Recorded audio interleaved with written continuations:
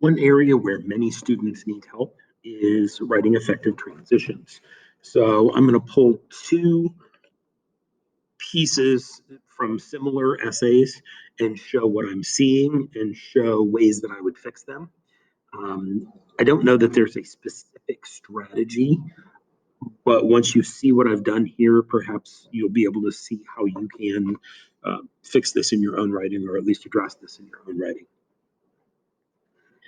This comes from a student essay from this most recent test. Mr. Van Daan is being selfish by using the money for something that isn't needed and is just a bad habit. A match suddenly flares in the attic. You see how abruptly that changes topics. There's nothing smooth that pushes us through. In fact, because of the topic here, because we're already talking about smoking, and then we say that it's a bad habit and it's not needed, and a match flares in the attic, and we know that's where Mr. Van Daan is, we're assuming, I think, that he's smoking in the middle of the night. It doesn't suggest in any way that we're going to be talking about food, and we need to bridge that gap for the audience so that they know we're making the change from one topic to the next. So here's how I would address that. We'll just assume that we can keep that first sentence the way it is. Mr. Van Daan is being selfish by using the money for something that isn't needed and is just a bad habit. Now, knowing that I need to get to another area where he's also selfish, I'm going to write this. I tried it a couple of different ways, and the best one that I came up with in a short amount of time was, but his selfishness extends to more than cigarettes.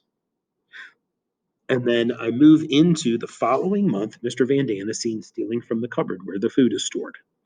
Now there's no question that we have transitioned to topic.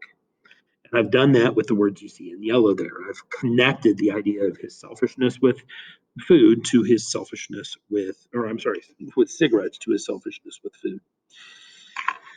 Okay, so hopefully that makes sense to you. And the second one we have, he's worried about his own appetite, even though he knew everyone was hungry and that they were all low on food. You're smoking up all our money. You, again, can see those two things don't connect. They were smashed right into each other in the student's essay. And I understand why. You guys are working fast and you have a goal of trying to get two pieces of evidence in. But the thing still has to read smoothly for the reader, for whoever's going to be reading this piece that you're writing. So let's take that first sentence, just like we did the last time. This time it's, he's worried about his own appetite, even though he knew everyone was hungry and that they were all low on food. Now I'm going to transition to the concept of cigarettes. And similarly, I say food isn't the only area of selfishness for Mr. Van Daan, though. Now, the other thing here is you see that quotation, you're smoking up all our money.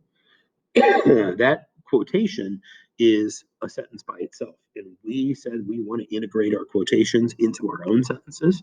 So I want to take a portion of that quote and put it in my sentence. His smoking also causes conflict with his wife, who accuses him of smoking up all her money. So if you read that together, and I'll do that again so that it all flows together, he's worried about his own appetite, even though he knew everyone was hungry and that they were all low on food. Food isn't the only area of selfishness for Mr. Van Daan, though. His smoking also causes conflict with his wife, who accuses him of smoking up money. I hope you can see how that flows so much more smoothly. It's not that much more writing, it's just having a clever strategy to be able to connect your two ideas together to make the whole thing seem like one unified, focused. This is all about focusing on that one controlling idea.